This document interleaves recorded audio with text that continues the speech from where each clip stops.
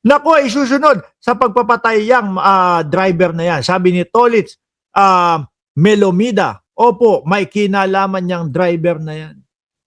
Sabi naman nung iba, nakakaawa naman yung driver, pobre yung driver. Pero hindi kung wala siyang talagang kinalaman dito, harapin niya ito. Hindi po ba? Planado, scripted, lahat.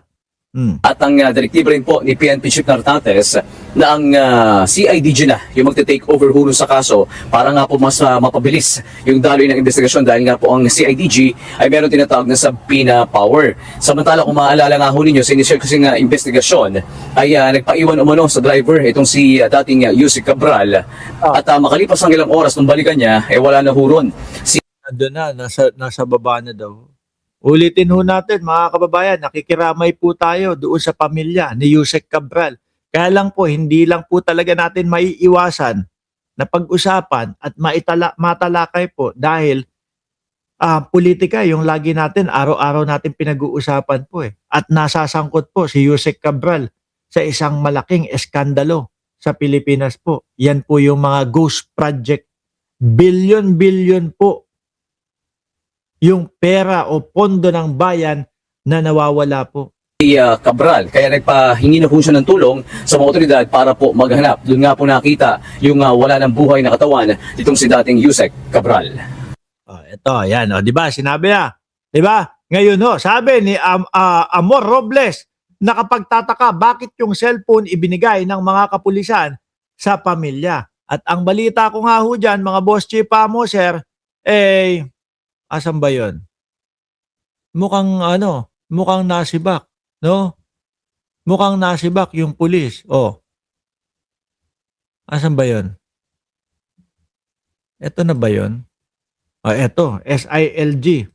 Alisin ko Para lahat po ng ikinokomento ninyo, meron tayong sagot dyan o may maipapakita tayo. Na-relieve yung pulis. Sabi dito, SILG, Remulla, sees lapses on cops turnover of Cabral's phone to family. Siyempre hindi agad-agad yan. Yung iba nga binabalot yan at isasama doon sa mga ebidenso Di ba? Yung kanila, rektahan, agad-agad ibinigay doon sa pamilya. Tama ba? Interior and Local Government Secretary John B. Remulla on Friday said there were lapses when the police turned over the belongings, including the cell phone of former Department of Public Works and Highway Undersecretary Maria Catalina Cabral to her family after she was found dead in a ravine in Benguet. Ngayon, iisipin natin, hindi kaya i-delete? Di po ba? Ay, nako. Grabe ho ito, mga kababayan, lalo na. Masakit totoo sa pamilya po ni Yusek Cabral, mga bossing. Pero kasama po ang investigasyon Kasama po yung paglikom ng mga ebidensya para po masagot. Malay mo, makita ng mga pulis. Ito ang kausap ni Yusek Cabral. Nakita doon sa cellphone message niya na, oy, kapag ka ikaw ganito, may gagawin kaming masama sa pamilya mo. Lahat-lahat na. Ayaw nyo bang malaman yon? Di ba? Sir, na asawa ni Cabral, ayaw mo bang malaman yon? Di ba? Kung may nanakot sa iyong asawa, kung may pumwersa ba, na nagtamo o nag-lead sa kanya para ma-stress at tumalon, magpatiwakal. Kung nagpatiwakal. Pero isa nga sa una sa nakikita natin, mga kababayan, baka nag-backdoor po. At hindi lang ho tayo ang nakakaisip nun.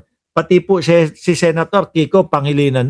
Sabi ni Max Sadya, 100% pero kailangan magsabi siya kung paano rin nalaman na nasa Baguio sila. Pwedeng sinundan sila kung sino ang gagawa. Yung cellphone, importante ho talaga yun. Ngayon, ang tanong dito, kung ibibigay ba nung pamilya, may fear of heights daw, paano tatalo niya? Isa pa ho yun. Di po ba? Ako, mga bossing, sabi ko nga sa inyo, meron din akong ganyan Kapag yung medyo nadidikit ako doon sa malapit, doon sa yung tipong feeling ko mahuhulog ako, namamasa na po yung kamay ko, namamawis na po yung kamay ko, mga kababayan eh. Medyo mapapaatras ako eh. No? Hindi na ako tumutuloy eh. Tapos yun, umupo. Anyway, PNP Acting Chief Police Lieutenant General Jose Melencio Nartate said, madali na lang mag-relieve. Tingnan na lang muna natin kung ano ang mangyayari, kung ano ang gagawin. It was a crime scene, so there were lapses on the part of the investigator, but we are doing everything we can now para i-retrieve lahat ng materials. Bakit nakabalot ng foil si Cabral? Yun nga din po ang tanong ng mamamayang Pilipino eh. Nagtatanong sila, bakit ayaw nyo ba ipakita o something like that? Malamang ang sasabihin nila eh, kumbaga, hindi na makikilala yung muka, etc. etc. Kaya ho mga boss, talagang lahat ng anggulo, dinidiscuss po natin dito. Eto naman, si Leandro Legarda Lebiste, hindi ko ho alam kung bakit niya alam ito. No? May sinasabi itong si Lebiste. Yung ano ba, yung tipo bang, dahil po si Kiko Barsaga, mga boss Chipamo sir, ay wala na, nalaos na po, siya naman ang kapalit, itong si Lebiste. No? Congressman Leandro Lebiste, may sinasabi dito, sinabihan ang mga anak ni Yumaong Yusek Cabral na hindi ilalabas ang bangkay ng kanilang ina hanggat hindi nila isinusuko ang cellphone nito. Totoo kaya yan? Baka gawa-gawa lang para pagmukain na pinupwersa yung pamilya. Hindi po ba? Ito ay kahit wala pang kasong naisampa laban sa kanya sa alinmang hukuman, nasa device niya ang listahan ng mga proponent ng DPWH insertion. E di kung ganyan ang makikita mo bilang asawa, mas ibibigay mo yun para makita kung sino, di ba? Yung mga nagpayari sa asawa mo kung meron man. No, pero parang hindi ho interesado kasi yung pamilya.